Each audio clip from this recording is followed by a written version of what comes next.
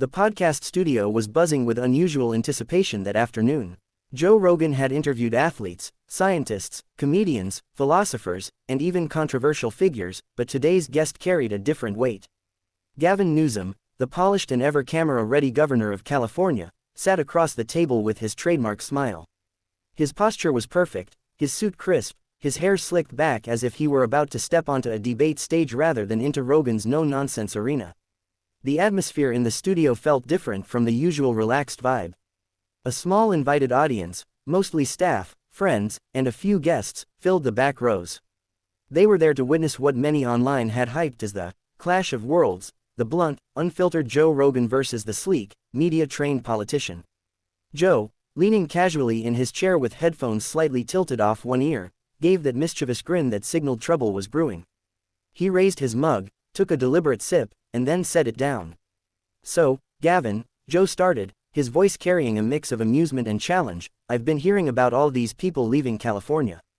You think it's because the beaches are too crowded, or maybe they're just tired of paying more taxes than LeBron James makes in free throws?" The audience burst into laughter. The jab landed quickly and caught Newsom off guard. He chuckled politely, flashing the politician's grin, but his eyes flickered with unease. "Well, Joe," Newsom replied smoothly, "people move for all kinds of reasons: jobs, family, lifestyle. California is still the fifth largest economy in the world, and we continue to attract innovation, culture, and talent." Joe leaned forward, eyebrows raised, smirking like a fighter who'd just spotted an opening. "Innovation, culture. Bro, I just came back from San Francisco. You know what I saw? A guy charging his iPhone on a lamppost while another guy was, let's just say, using the sidewalk like it was his personal restroom. That's not innovation, that's the apocalypse with Wi-Fi." The crowd erupted. Some clapped, others doubled over in laughter. Jamie, Rogan's producer, was caught laughing into his mic. Newsom adjusted his jacket, trying to hold his composure. Homelessness is a challenge, no question. But it's not unique to California, it's a nationwide issue. Rogan didn't miss a beat. "Nationwide? Dude, I live in Austin. You know what I see on my morning runs. Guys playing guitar on the street, happy, eating breakfast tacos. You know what I saw in LA last time?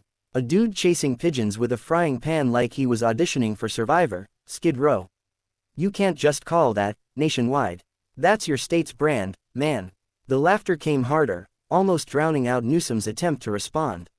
The governor forced a laugh, trying to lighten the blow, but it only made the scene funnier. Joe sat back, arms crossed, as if enjoying the slow unraveling of a sparring match. "Look, man, I love California. It's one of the most beautiful places in the world, beaches, mountains, wine country, all of it. But it's like you're the guy who inherited a Ferrari and somehow turned it into a busted Uber with the check engine light on. People are lining up for U-Hauls just to get out. And you're telling me everything's fine."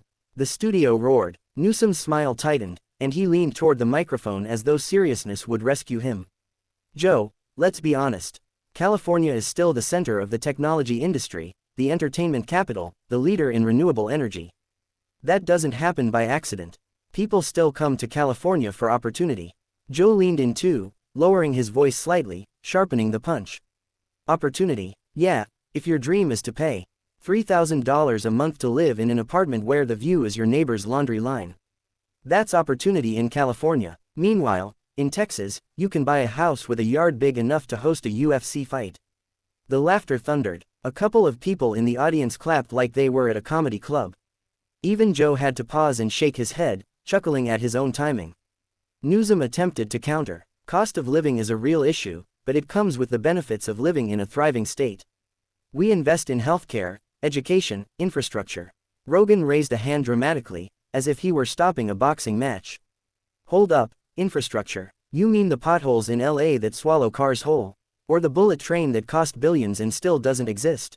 Bro, I think my sauna gets finished faster than your state projects."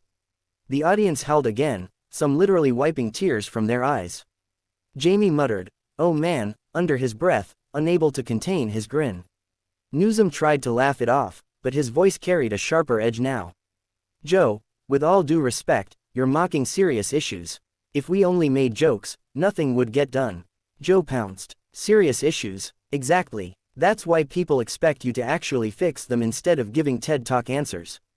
If you ran California like you run your press conferences, maybe things would look different. But right now, it feels like you're trying to pitch a Netflix documentary called Escape from California." The studio exploded with laughter again, and even Rogan himself leaned back, shaking with amusement. The governor's forced smile faltered, and for a moment, his polished armor cracked. He had walked into Rogan's territory, and Rogan wasn't just asking questions, he was landing knockout blows wrapped in humor. The tension in the room was electric, like a sparring match where one fighter clearly had the upper hand.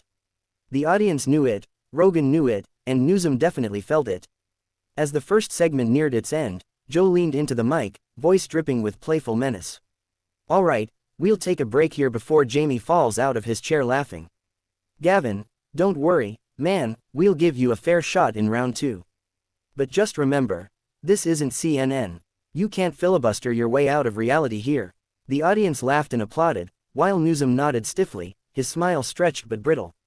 The cameras kept rolling, capturing a moment that was destined to be replayed, clipped, and memed across the internet within hours. The cameras clicked back on, the red recording light glowing once more. Joe Rogan leaned back in his chair, still smiling, while Gavin Newsom tried to compose himself. The governor had survived the first round, barely, but everyone in the studio could tell he was rattled. His shoulders were a little tighter, his smile a little more forced, and his eyes darted just a bit quicker. Joe, sensing blood in the water, went in for another jab. "So, Gavin, let's talk about crime.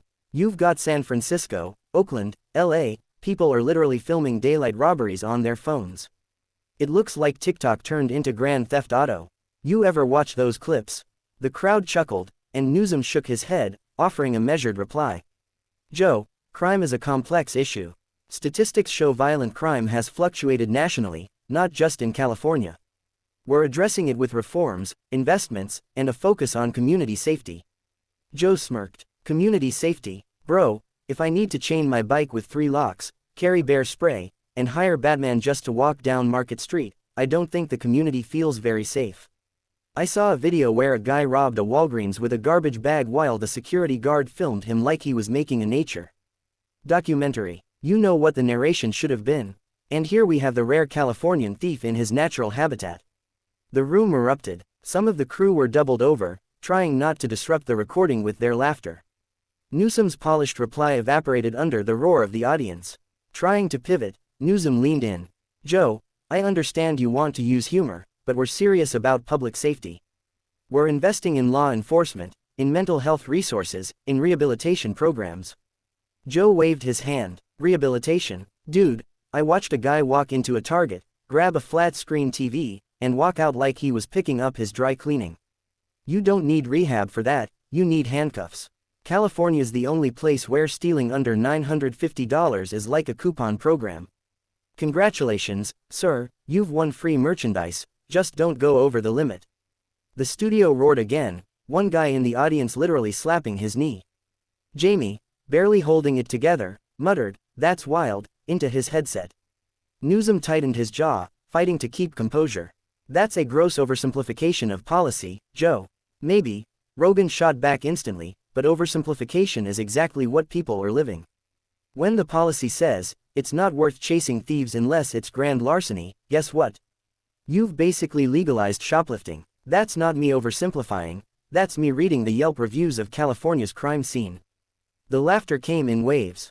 Newsom's smile faltered again. He tried another tactic, pivoting to climate change, his usual safe zone. "Let's not forget, Joe," he said with a sudden burst of passion, "California is leading the nation in climate action.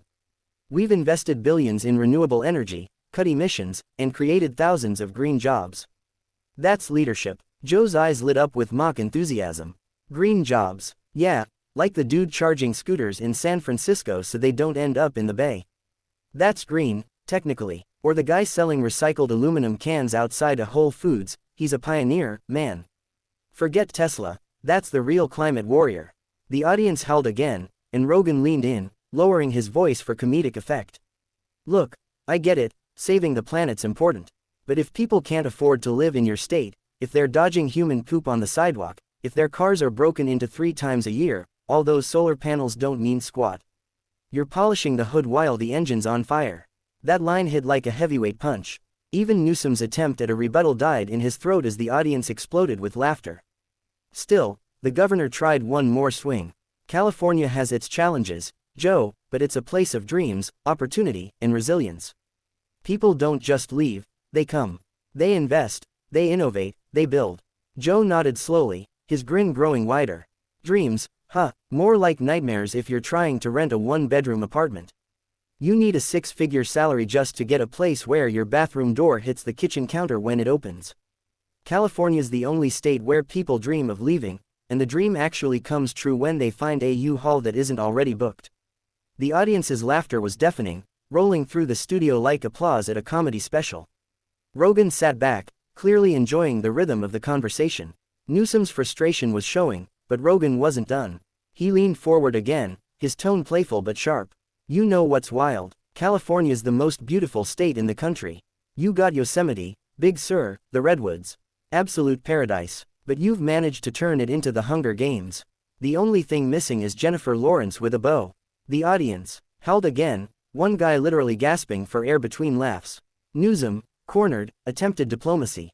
Joe, I respect your platform, but mocking California doesn't solve California's problems. Joe shot back without hesitation. Maybe not, but at least mocking California doesn't cost taxpayers billions. You're welcome. The eruption of laughter that followed felt final, almost like a closing bell. Even Newsom knew it. He smiled stiffly, nodded, and leaned back. Rogan, meanwhile, looked like he'd just wrapped up a killer comedy set. As the cameras rolled toward the end of the segment, Rogan delivered the closing line with a smirk. Gavin, thanks for coming on, man. I know it's not easy walking into the lion's den. But hey, you survived. Barely. And honestly, that's more than most people can say about living in San Francisco these days. The studio exploded with laughter one last time. Newsom gave a polite chuckle, but his eyes betrayed the sting. The audience knew it, Rogan knew it, and soon the entire internet would know it. Gavin Newsom had stepped into Joe Rogan's world, and Rogan had absolutely dismantled him, with humor so sharp it left no room for spin. By the time the episode wrapped, highlights were already being clipped by the production team. The memes, the jokes, the viral soundbites, they were inevitable. For the audience in the room, it felt like they had witnessed not just an interview, but a moment of cultural theater, where politics collided headfirst with comedy, and comedy walked away with the belt.